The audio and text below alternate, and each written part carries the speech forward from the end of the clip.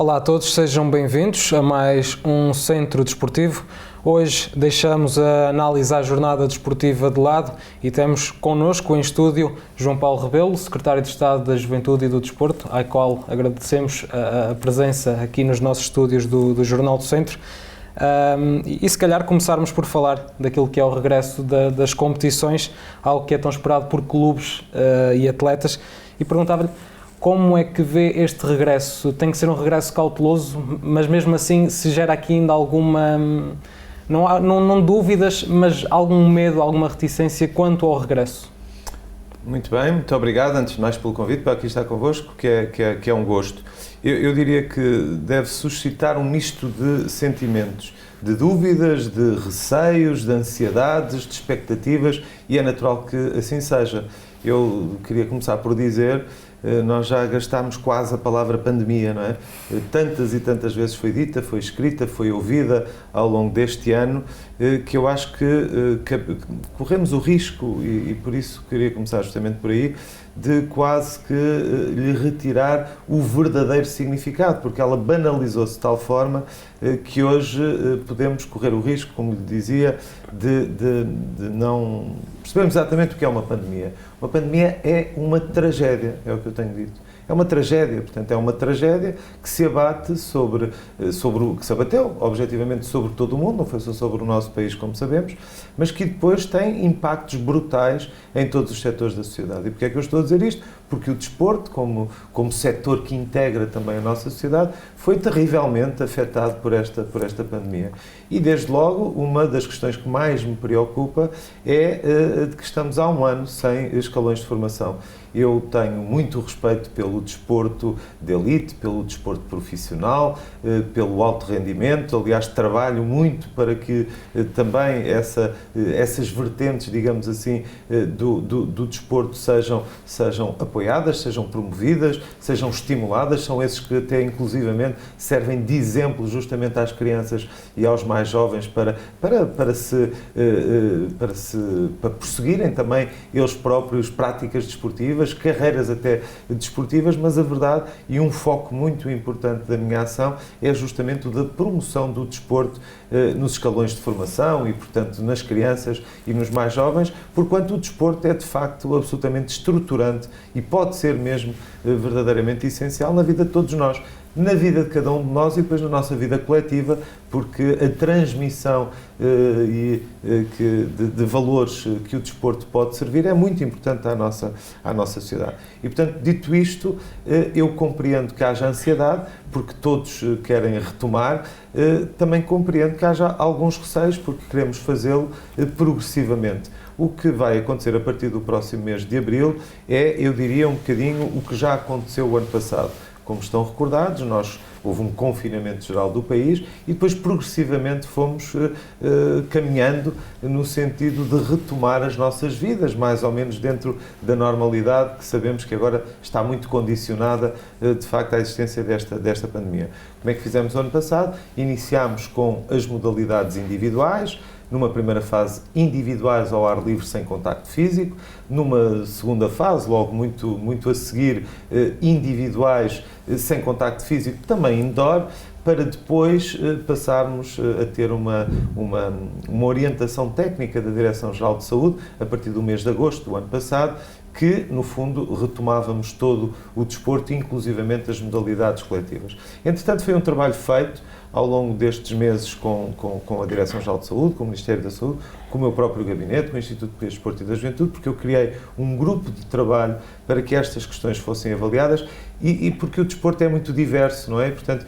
tem que ser visto. Há, por exemplo, modalidades individuais com contacto físico, e refiro-me, por exemplo, às chamadas modalidades de combate, que algumas vertentes, e estou-me a lembrar, por exemplo, do karaté, o katas são exercícios que a determinada altura os atletas fazem sem qualquer contacto. Portanto, não faz sentido que essa vertente, digamos, esteja classificada como de alto risco.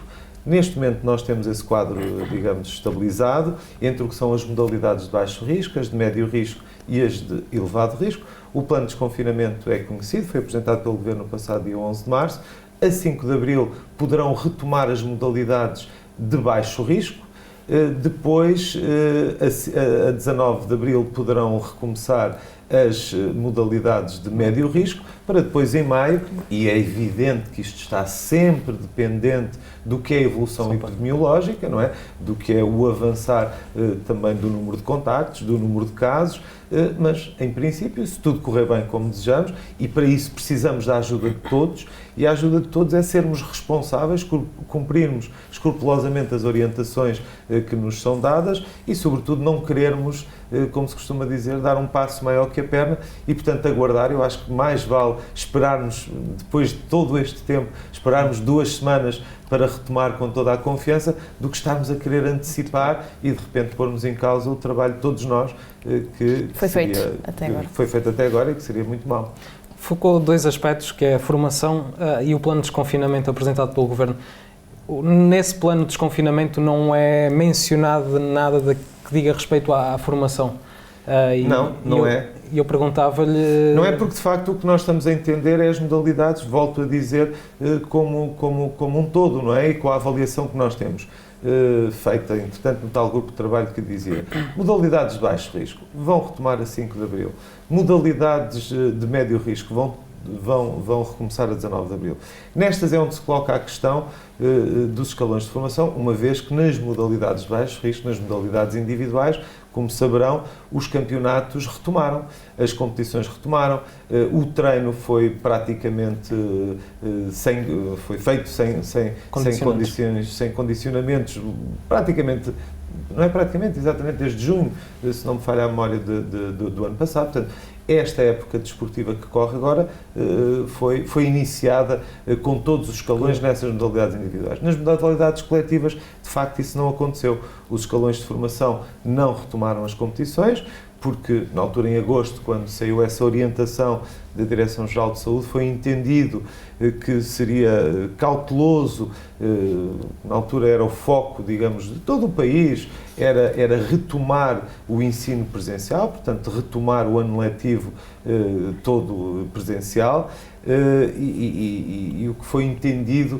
é que, para não criar uma molde de gente muito, muito grande a movimentar-se, portanto, no país, logo ali no início de setembro, meados de setembro, enfim, com a abertura do ano letivo, que os escalões de formação pudessem retomar, digamos, algumas semanas. A ideia era entre 1 mês a 1 mês e meio depois da abertura das aulas, obviamente monitorizando o que isso também significava de evolução da pandemia no nosso país. Como estarão recordados, foi justamente por essa altura que vivemos a segunda vaga desta pandemia, o que fez com que os escalões de formação não tivessem retomado. Depois a história também mais recente é muito conhecida.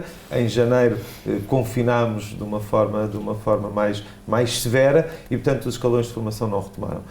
Nós estamos digamos, reunir permanentemente este grupo de trabalho, como vos digo, com a Direção-Geral de Saúde e, portanto, a ideia é que assim que possível possam retomar os escalões de formação também. Não está absolutamente fechado que tudo possa acontecer já a 19, ou melhor, o que nós estamos a tentar é que a 19 de abril comecem aquelas modalidades, com todos os seus escalões, eventualmente pedindo às federações desportivas algo que eu até acho que não seja muito extraordinário, que é que as competições ocorram eventualmente 2 ou 3 semanas depois. Eu digo que não será muito extraordinário porque os próprios atletas, como saberão, terão de ter algum tempo para retomar, de preparação para a sua prática e para voltarem a estar em forma para a competição. Então, isto quer dizer que a 19 de abril pode então haver a possibilidade da formação voltar? A treinar, exatamente, com aqui uma prorrogação de algumas semanas para a competição. Falámos do regresso e da retoma das competições e é inevitável falarmos também do regresso do público aos estádios. Um tema que é muito debatido e muito esperado pelos fanáticos pelo desporto. O que é que podemos esperar em relação a isto? Vai haver regresso do público ou não vai haver regresso do público? Mais uma vez, o plano de desconfinamento foi dado a conhecer no dia 11 de março, refere-se concretamente aos chamados eventos públicos ao ar livre, são referidos como no dia 19 de abril podermos, previsivelmente, volto sempre a frisar isto, que tenhamos eventos ao ar livre com lotação, com limitação, aliás, de lotação, e depois há uma referência também a partir do dia 3 de maio para que aconteçam grandes eventos. Há uma palavra que, como sabem, é sempre dada às autoridades de saúde e, portanto, as autoridades de saúde estarão a fazer a sua avaliação. Eu o que posso dizer da minha parte, enquanto Secretário de Estado do Desporto, e tenho dito, evidentemente, às próprias autoridades de saúde também e aos meus colegas de governo com responsabilidades na saúde, é de que o público é uma parte integrante do espetáculo desportivo e, portanto, é desejável que naturalmente possam retomar também, vamos dizer assim, as suas atividades o mais depressa possível, sem nunca pôr em causa o que é absolutamente essencial nos tempos que correm e, na verdade, o que sempre foi essencial, mas que nós às vezes parece que nos esquecemos durante algum tempo, não é? Que é a nossa saúde e particularmente a nossa saúde coletiva, a nossa saúde pública. Portanto, obedecendo a este requisito, que é o principal, o que todos temos que proteger é a nossa saúde, vamos tentar compatibilizar as nossas diversas atividades. Eu friso sempre aqui um detalhe que acho que é um por maior, como se costuma dizer, que é de grande importância, que é progressivamente. Portanto, é esta palavra, não é? Irmos fazendo as coisas por forma a que também seja mais fácil serem monitorizadas por quem direito, e neste caso pelas autoridades de saúde, para nós podermos... E que os próprios riscos também sejam minimizados. Controlados, como é evidente, minimizados, mitigados, é isso que temos que... volto um bocadinho àquela ideia do... Eu acho que é preferível que nós tenhamos o retorno do público, se calhar, algum tempo depois, não é? Mas com muito maior segurança, sobretudo com aquela segurança que eu acho que, pelo menos, entendo ser muito importante e espero que o maior número possível de pessoas me acompanhem neste raciocínio, que é mais vale esperarmos um bocadinho mais e retomarmos com a confiança de que não vamos voltar depois atrás, não é? Sim, do que estarmos a retomar e depois... Há até alguns exemplos a nível de países próximos e no contexto europeu que acho que não foram bons exemplos desse ponto de vista, que é, anunciaram vamos retomar e depois andavam para trás, depois andavam para a frente, andavam para trás. Confunde muito mais a mensagem, confunde muito mais as pessoas, criam, digamos, um sentimento de insegurança que não é desejável. Sim, até porque podemos até refletir que neste sábado o jogo entre o Santa Clara e o Tondela iria ter público e devido à evolução de casos positivos da Covid-19, depois realmente não foi possível que houvesse a presença. Isso aconteceu nos Açores, como é sabido, há uma autonomia regional dos Açores e da Madeira, também em matéria de saúde pública e, portanto, mas sim, é um bom exemplo do que nos pode acontecer a qualquer altura, não é? Que é, face à evolução da pandemia, nós temos que ajustar, no fundo, o que está planeado. Por isso, neste momento, os adeptos ainda não podem contar com nenhuma data específica para o regresso? Objetivamente não, mas podem contar que há essa sensibilização, não só no meu caso, do Secretário de Estado do Desporto, acho que há uma sensibilização genérica do Governo a esta necessidade que as pessoas têm, mas sobretudo, e quero aqui sublinhar, que os próprios clubes também têm. E quando falo dos clubes, não falo só dos clubes, pensando, como sempre, há uma tendência de se pensar no futebol, claro, nos grandes do futebol, não, de uma forma geral. Os clubes das competições, digamos, distritais, das competições regionais, o público, se calhar até proporcionalmente, não é? Representa muito mais para estes clubes do que para os outros que temos logo o primeiro impulso em pensar nesses. As receitas do público, as receitas dos bares, os patrocinadores que naturalmente aparecem havendo público ou não havendo público, portanto, tudo isso é muito determinante. Também por isso o Governo lançou, e também quero falar sobre isso, como é evidente, um plano extraordinário de apoio ao desporto, muitíssimo relevante, quero aqui sublinhar. Eu sei que durante alguns meses houve muita ansiedade por parte dos agentes desportivos, quando é que seriam ajudados, como é que seriam ajudados, mas, como se costuma dizer, eu acho que a espera valeu a pena, porque nós temos, de facto, um plano e um pacote de medidas de apoio ao desporto que, que no desporto também se utiliza, que se pede, e eu particularmente peço meças a países no contexto europeu. Ou seja, se formos medir o que é hoje o nosso plano de apoio ao desporto com de outros países, inclusive países que são normalmente dados como referências e de boas práticas, eu acho que temos que ter muito orgulho e estar muito satisfeitos com estes 30 milhões de euros que vão ser disponibilizados a fundo perdido, portanto, subsídios diretos aos clubes de base local, uma linha de crédito de outros 30 milhões de euros para as federações esportivas que entendam poder usar desse crédito para naturalmente ajudar a promover e ajudar os seus clubes das diversas modalidades a retomarem nesta altura, digamos, as suas atividades, e depois 5 milhões de euros que servirão para reforçar, eu diria, programas já muito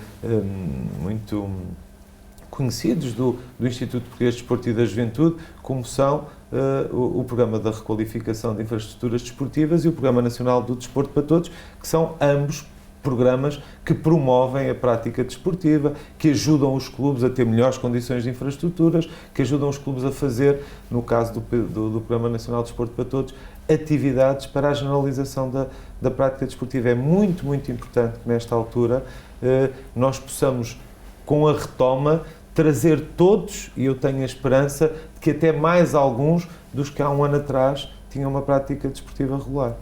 Deste valor que foi anunciado e que falou dos 65 milhões de euros, por exemplo, que fatia é que pode caber aqui deste valor, deste apoio a uma associação como, por exemplo, a Associação de Futebol de Viseu?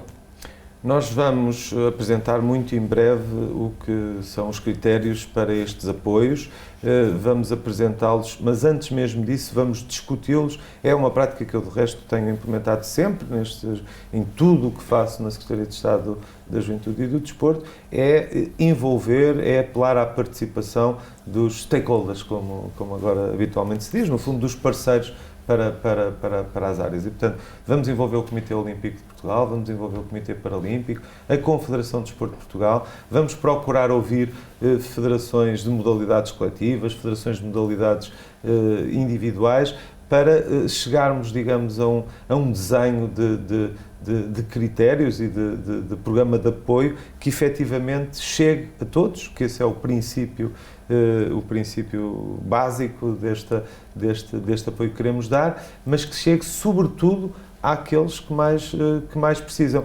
E, portanto, chegará à Associação de Futebol de Viseu, como chegará aos clubes, como chegarão às associações de outras modalidades, como chegarão aos clubes de outras modalidades.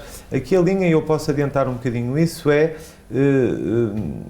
exemplo prático, a economia deu apoios à restauração com base do que era a faturação que os restaurantes apresentavam antes da pandemia e depois, agora, durante a pandemia. Nós queremos perceber qual era a atividade e qual era o envolvimento de atletas antes da pandemia, que, reconhecendo que agora há uma quebra desse número de atletas, vamos ajudar os clubes a reconquistar esses mesmos atletas que tinham e, portanto, apoiá-los nesse sentido. Foi só uma questão que por acaso falou aí e que foi na parte, por exemplo, do Comitê Olímpico, que se mostraram algo críticos quando o desporto não estava contemplado, digamos assim, no plano de resiliência e recuperação. E eu perguntava-lhe se este apoio peca algo por tardia ou se chegou no momento em que tinha mesmo que chegar. Não peca nada por tardio, porque, na verdade, ainda bem que me faz essa questão, porque faço esse esclarecimento que é muito útil, é que portanto, este pacote de medidas que nós agora apresentamos não tem rigorosamente nada a ver com o dito PRR, com o Plano de Recuperação e Resiliência. Ou seja, vai haver dinheiro, vai haver verbas de apoio ao desporto no PRR também. O PRR teve em audição pública, teve em consulta pública, estão a ser acomodadas, estão a ser integradas algumas das propostas que genericamente a sociedade deu àquele programa, mas isto não tem nada a ver com o PRR. Portanto, o PRR há de vir aí, há de ser conhecido público, enfim, já foi conhecido, já esteve em consulta pública, e há uma coisa que também podemos dizer, o PRR assenta basicamente em 3 eixos. Na resiliência, na transição digital e na transição climática. Cada um destes eixos tem depois componentes. Eu encontro mesmo no PRR que foi apresentado e que agora há de ser melhorado com os contributos todos, mas mesmo no que foi inicialmente apresentado, encontramos várias componentes destes 3 eixos onde o desporto pode vir a ser apoiado, a ser ajudado, a ser financiado. Portanto, depois da consulta pública, depois eu sei que o próprio setor do desporto apresentou também alguns contributos a serem integrados, provavelmente a posição do desporto será até reforçada no PRR, o que são duplas boas notícias, eu diria, as boas notícias já do pacote de medidas de apoio extraordinário e depois o PRR e já agora também falar do quadro financeiro plurianual, que há de ser o PT 2030, que contemplará também o desporto, ao contrário do PT 2020, que infelizmente desde logo para mim, que sou o primeiro secretário de Estado do Desporto em muitos anos, a não ter tido a possibilidade de contar com qualquer euro de financiamento no âmbito dos programas comunitários, que são plurianuais, não é? Que são de 7 anos, como nós sabemos.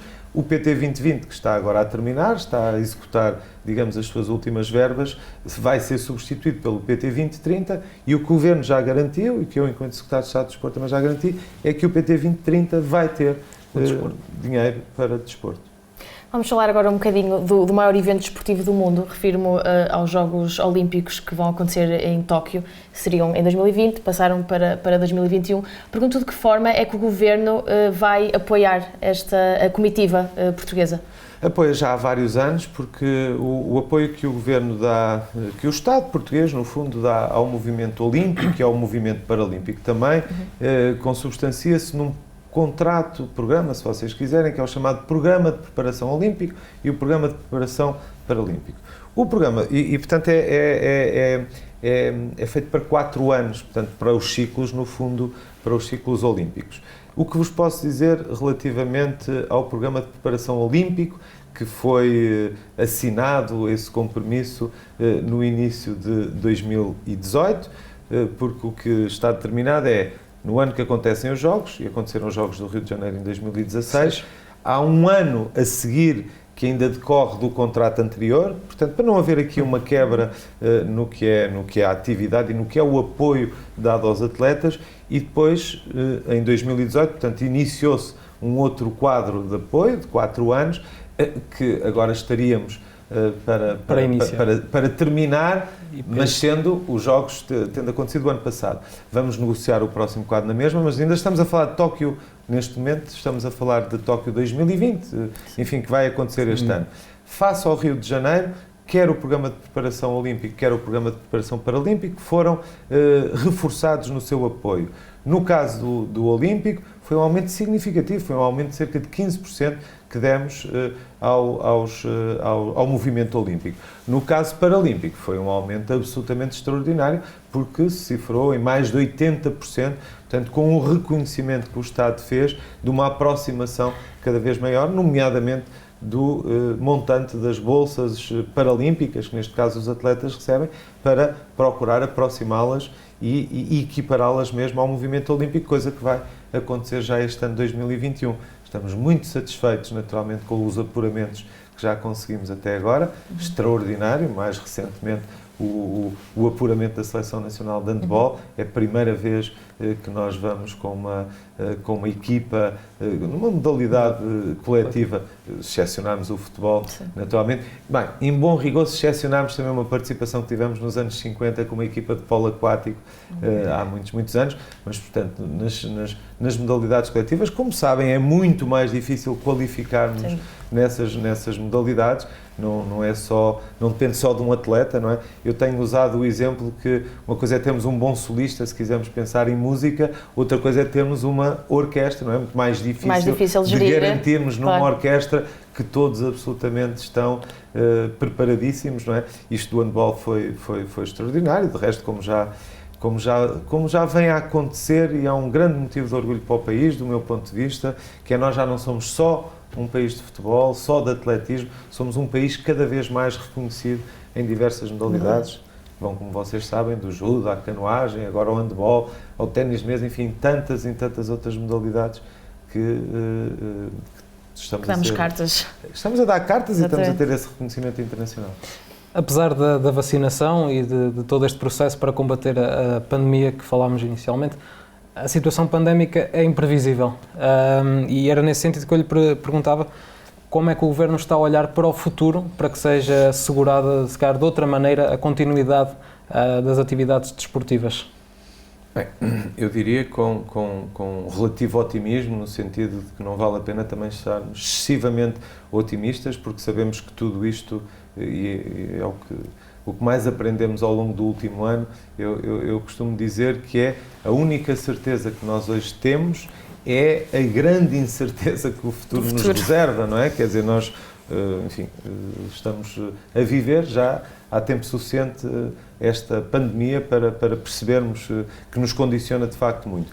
Agora, eu acredito na ciência, acho que o que as vacinas, este processo de vacinação, em princípio, tudo a cumprir-se como programado, nós no verão atingiremos, se é em julho, agosto ou em setembro, mas enfim, por essa altura atingiremos a tão almejada imunidade de grupo, hoje, não é? E penso que a fala-se partir daí... na data até de 14 de junho.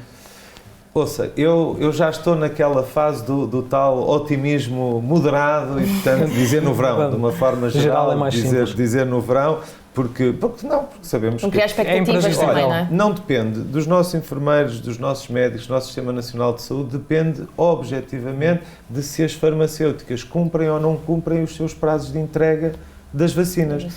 Capacidade de vacinação, acho que o país já demonstrou que tem, organização também já demonstramos que temos, estão mobilizados não só os serviços de saúde, estão mobilizadas as autarquias, estão mobilizados todos os meios que, felizmente, e também desse ponto de vista, acho que o país, e agora aqui até falo particularmente nesta qualidade que também tenho de ser coordenador regional do combate à pandemia, sou testemunha do envolvimento dos diversos serviços do Estado, dos municípios, volto a dizer que têm sido incansáveis e particularmente depois todos nós que temos também sabido estar à altura desta enorme responsabilidade que é viver estes tempos. Quando digo todos nós, os cidadãos comuns que naturalmente têm cumprido as orientações e, portanto, ajudado a combater a pandemia. Agora, essencial é recebermos vacinas para as podermos administrar, não é?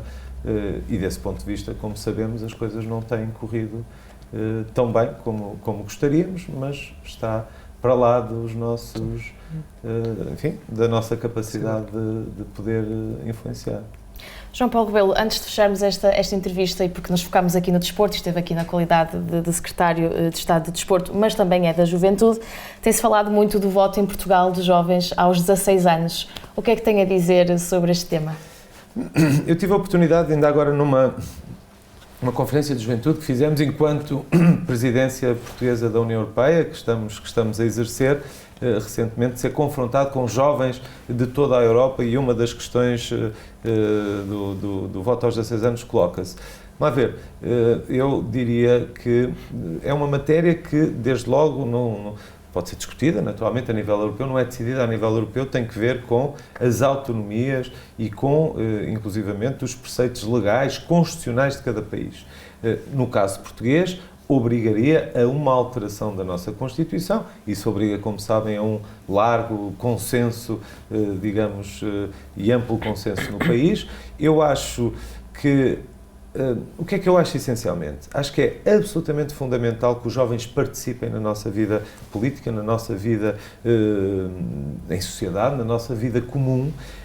O voto é indiscutivelmente uma das ferramentas, uma das formas mais diretas de participação e, portanto, vejo por esse lado que seria interessante que nós pudéssemos mobilizar cada vez mais os jovens para esta participação. Eu digo muitas vezes que o nosso país o nosso ou outro qualquer país, é um país mais pobre se não tiver a participação da sua juventude. A juventude é uma componente, é uma fatia importante da nossa população que deve estar envolvida, que deve dar a sua perspectiva, a perspectiva jovem sobre assuntos transversais a toda a sociedade.